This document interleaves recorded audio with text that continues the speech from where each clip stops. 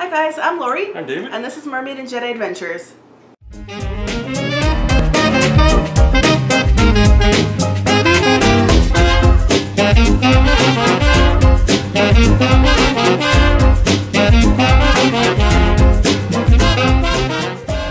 To go on with our April sort of travel tips month, we have this next video that we're doing today is about things we do before we go on our trip. Yeah. So the first one we do is, Lori is always on top of this one, is make a checklist. So this is something that is, I find it really important, depending on what kind of trip you're going on.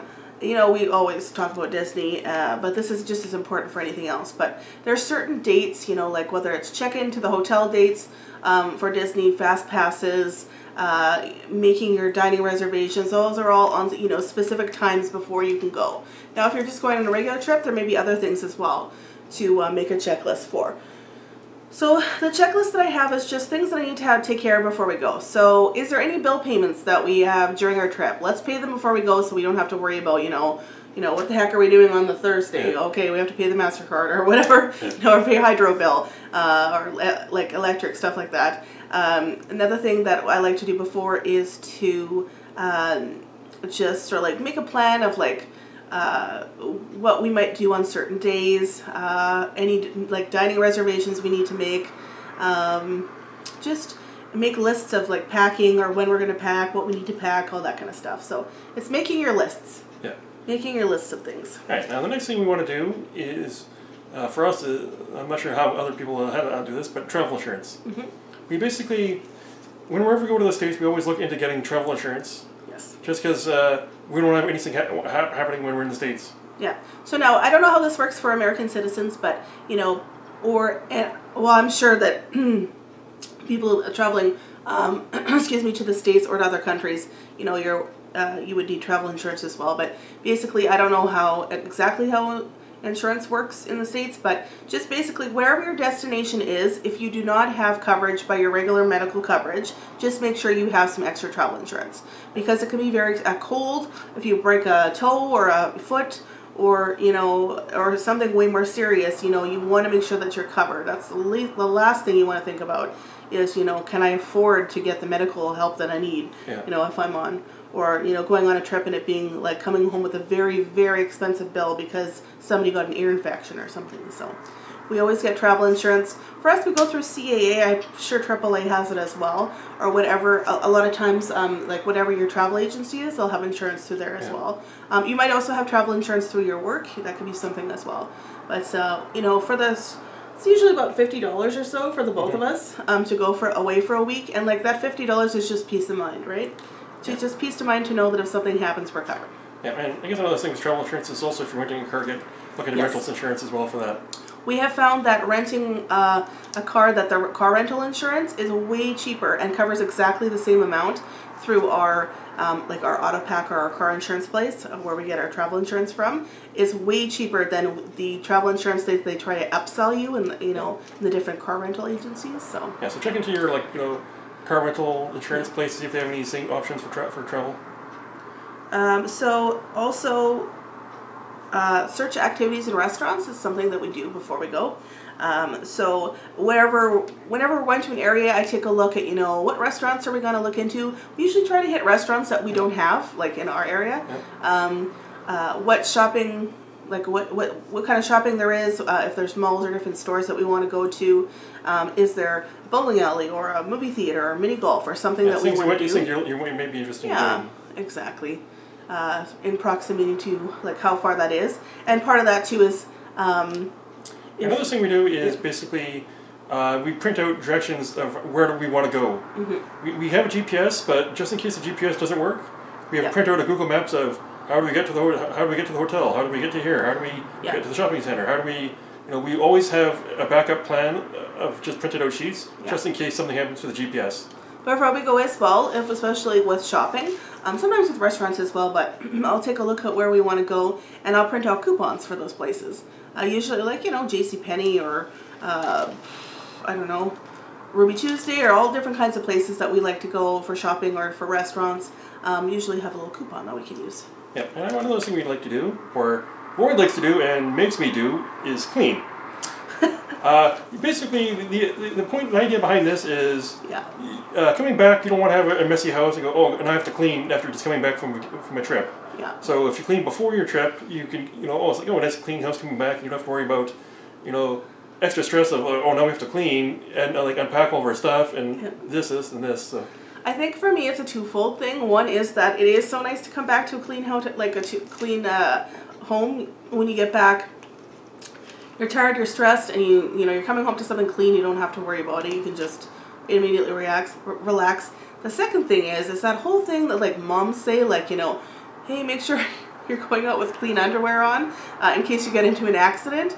It's the same thing, if some in my mind I was like, if somebody needs to come into our place to get something, or if somebody's dropping by, or something happens to us and somebody needs to get something for us in here, then it's clean. Then I'm not embarrassed, right? I don't like people seeing our place when it's messy, so I like to keep that clean.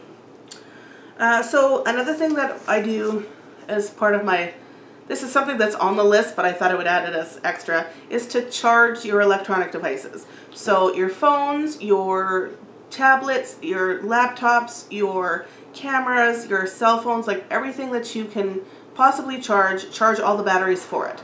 Obviously bring your chargers and all your cords and everything with you, but just starting out at 100% for all your stuff is great. Then you just know that, you grab something, it's all charged up, ready to go.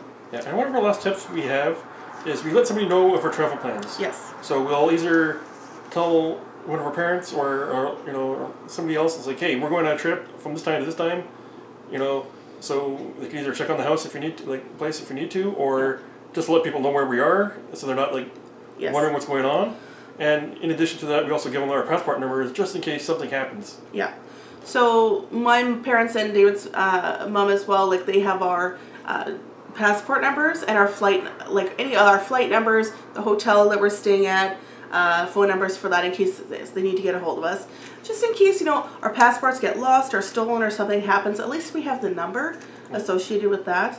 If it's winter time, you should have somebody checking in to make sure your pipes aren't bursting. If it's super cold outside, check your basements to make sure they're not flooded. Bring in your mail, all those kinds of things. Yeah. It's just good to let somebody know of your plans, whether that's a friend, a family member, whoever, just as long as somebody knows where you're going and has a basic itinerary for you. It's just, I don't know, I feel safer. Yeah. I feel safer and a little bit more assured knowing somebody knows where we're going. Also, because obviously you guys know that we have Merlin, the cat. Merlin, our cat. Yeah. He goes over to stay with my mom and dad. He likes it there. He's very comfortable. He's a really easygoing cat, so he travels really easily. And one of the things that I also do with him is can't really go in a separate video, but just as an extra tip, if you have pets, if somebody is either looking after your pets or you're boarding them, is to make sure that there is an emergency consent to treat for your pets. I have that. I just sign it off to my mom, basically saying she can make all treatment decisions if something happens with Merlin. Why that's important is because it's quick. If he needs help, he can get it quickly, and my mom can make decisions. I've stated that she can make decisions and I will pay for it later, whatever it may be. Also for records, just like how us humans, have our medical records, and there is, confidentiality and people are not allowed to release our medical records. It's the same actually with pets at veterinary clinics. So if Merlin was to go to another clinic for care, it might be easier for them to know like his history from his home clinic, but there needs to be a release of consent there. So that's all taken care of before we go. Sorry, that was my last minute ramble. Yeah. Merlin's care is very important to me, so I'm sure like many of you who are, have fur babies, it's very important to you too. And it's one of those things that is just when you find a good person, the right people to look after, your pets, whether that's boarding them or having somebody come into your home or dropping them off with family or friends, and they're getting looked after, it's a really nice feeling. You can really enjoy your trip when you're not worried about that. Yeah, and it's also easier for looking to a hotel if you're not looking to bring your pet with you, because very few places have a pet-friendly option. So. Okay, so that was the last little minute ramble on the end there about Merlin and about pets, but I'm sure a lot of you can appreciate that little tidbit there. So this was things to do before your trip. There's tons of things, obviously, that you can do before your trip. Most of those things that probably weren't included in our list are on my checklist somewhere, but what are some things that you do before a trip? Is there any sort of like rituals or special things or like little traditions that you do to get yourself ready for a trip? We hope you like this video. Give us a thumbs up if you did. We put out new videos every Friday, and if you're subscribed to us, it'll let you know. And until we talk to you next time, take care. Take care.